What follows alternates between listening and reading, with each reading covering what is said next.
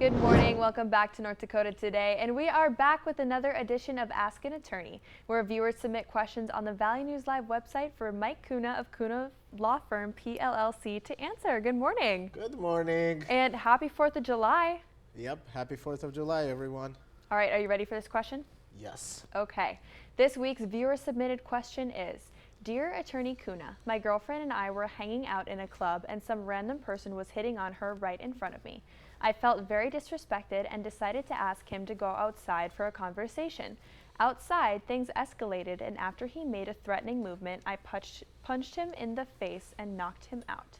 Unfortunately, I was the one that was charged with assault, despite the fact that I was the victim in this entire situation. Can you please help me out? Well, first, I believe we have to discuss the issue of assault itself. So, the assault types that I believe would be charged in this instance would be either a misdemeanor A assault, which is punishable for up to 360 days in jail and a fine of $3,000, or a felony C aggravated assault punishable for up to 5 years imprisonment or a fine of $10,000. So the difference is quite big, to be honest. And then we come to the whole issue of self-defense. Self-defense by itself is lethal to the state's case if properly executed. Why? For multiple reasons. Let's look at the entire issue. If you have a claim of self-defense, you're basically adding another element to the crime, and for that matter, to the jury instructions. However, that's an element that the state has to disprove beyond reasonable doubt. Not that they have to prove beyond reasonable doubt, they have to prove you committed the assault, and at the same time disprove it was not self-defense. This gives you a significant advantage. Why? Because while you negotiate with the state's attorney, the prosecutor for that matter, you have more leverage in the negotiation process, because prosecutors do not like to lose, and if they win, they do not like easy sentences.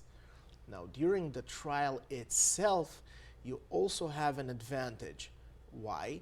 Because you can convince the jury that you had self-defense, and they will not find you guilty of an assault. Remember that all these instances are very, very fact-based. And from my experience with witnesses, there are always memory issues.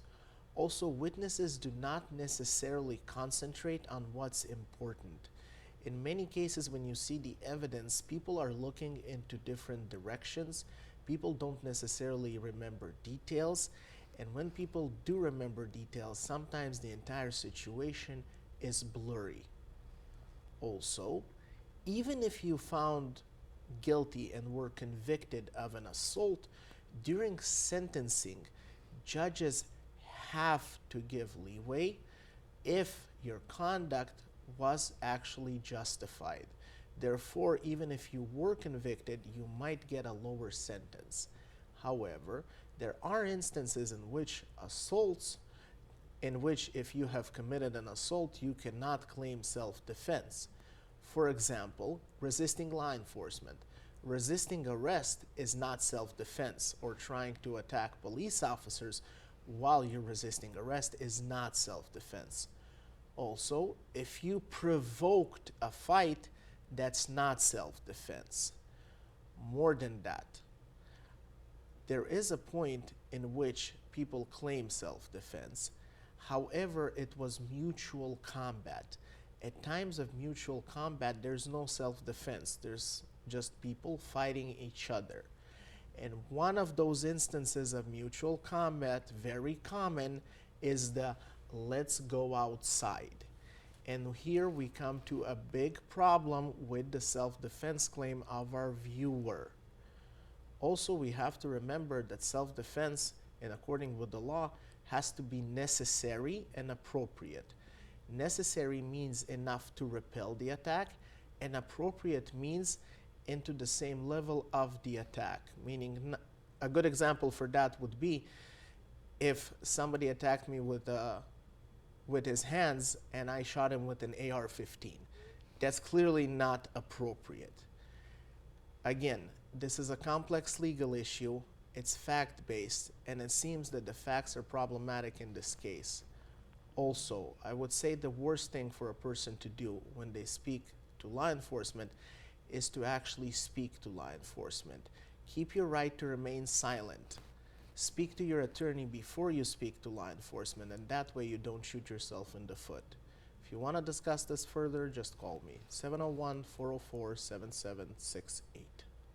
Wow, that was a very in-depth explanation. Thank you, Mike. Thank you. Of course.